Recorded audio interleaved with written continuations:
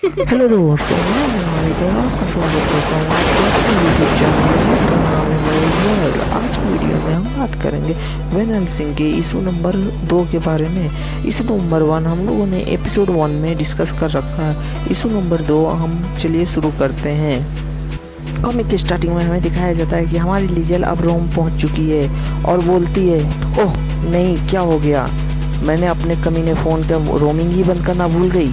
तभी हमें लिजेल का फ़ोन दिखाया जाता है जहाँ पे न्यू पैक आया हुआ शो करता है जो कि हेडिस भेजा होता है। तभी लिजेल बोलती है, किसी भी मामले में मुझे हेडिस की न्यू चैट देखने की ज़रूरत नहीं है। उसके बाद लिजेल बोलती है, मैं अभी भी विश्वास नहीं कर सकती कि मेरे चले जाने के बाद भी हेडिस मुझे याद कर रहा है। फिर लिजेल सोचती है, चलो देखती हूँ कि वो मेरे लिए क्या कहना चाहता है। फिर दिखाया जाता है कि लिजेल को हेडिस ने अपनी तस्वीर भेज रखी है।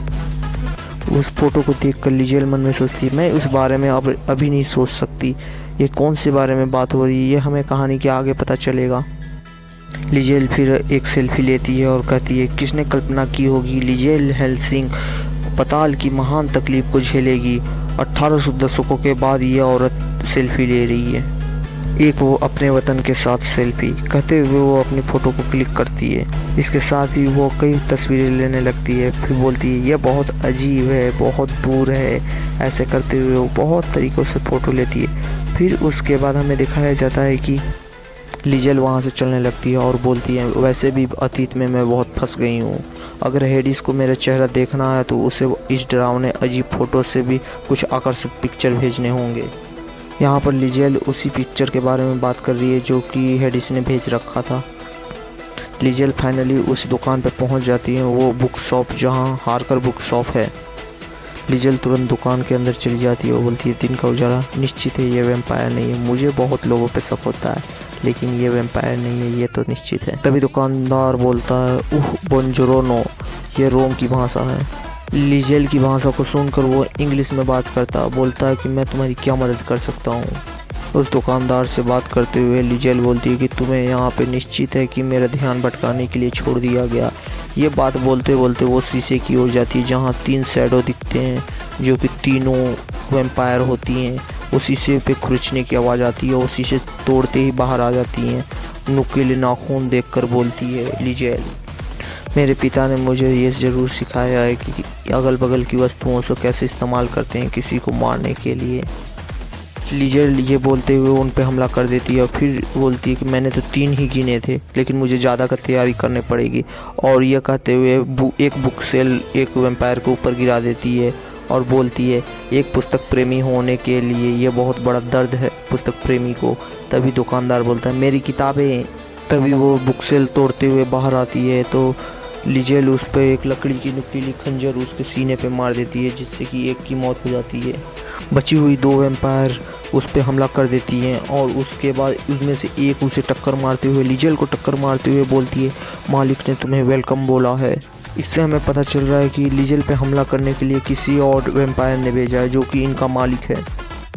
इसी के जवाब में लिजेल कहती है कि अपने मालिक से कहना इसे दूर करने के लिए।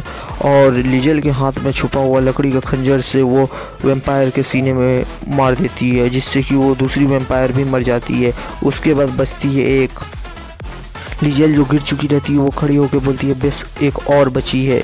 और वो ये वर्ड सुनकर तीसरी वाली भागने लगती है। तभी बोलती है, बुरा मान गई। तुरंत लिजेल उसे भी मार देती है। उसके बाद लिजेल दुकान के इधर उधर देखने के बाद बोलती है, दुकान का बहुत बुरा हुआ, नुकसान हुआ।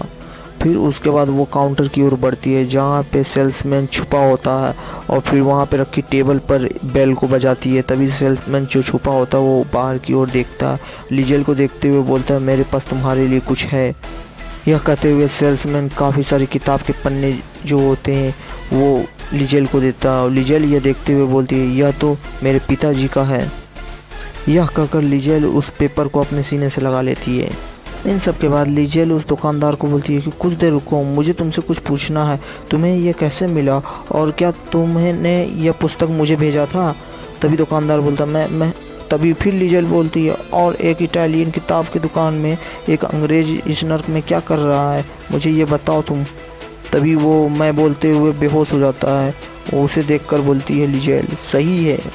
फिर हमें होटल का सीन दिखाया जाता है, होटल एमराग्लियो, जहाँ पे वो सेल्समैन को वो लीजेल ले आ चुकी होती है। वो बेड पर खर्राटे लेता होता है, तभी लीजेल दिखती है किताब को पढ़ते हुए और बोलती है, सब ठीक है लीजेल, तुम यहाँ पर यही करने तो आई हो सब।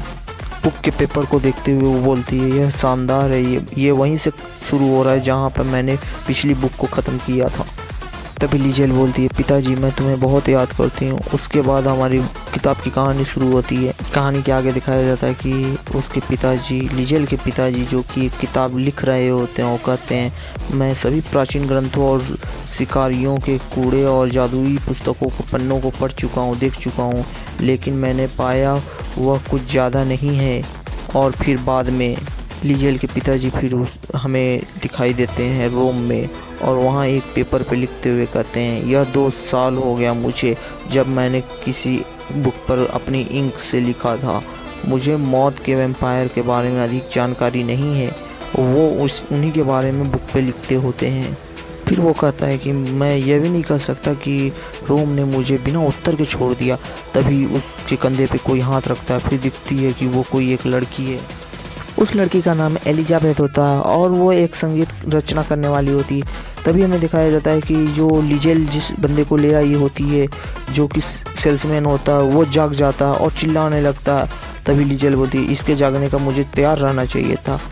वो शांत कराने की कोशिश करती है, फिर भी वो चिल्लाना शुरू करता है। तभी बोलती है, हरामजादा चीखे जा रहा है।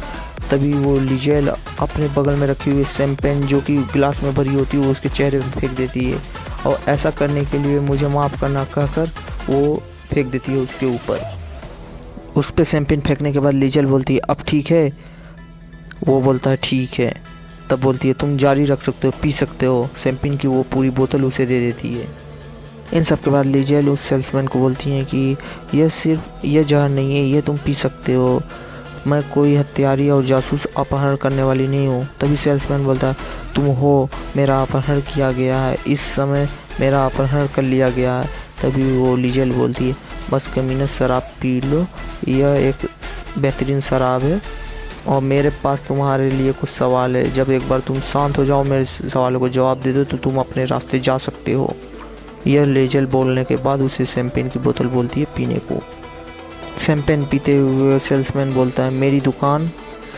लीजेल इस पर बोलती है, यह तो ठीक है, किराया नहीं था मेरे पास, उसके लिए मुझे माफ़ करना।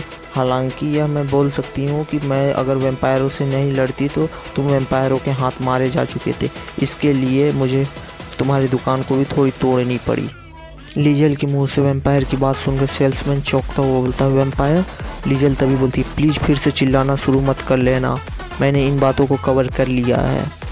लीजेल बोलती है, हमें वह सब मिल जाएगा, और मैं तुम्हें अपनी दुकान का देखभाल करने के लिए जो भी पैसा चाहिए वो दे दूँगी। बस तुम शराब पे ध्यान अपना केंद्रित करो और शांत हो जाओ, केवल मुझे कुछ पल ही रहना है यहाँ। यह सुनकर वो सेल्समैन शराब पीना शुरू कर देता है।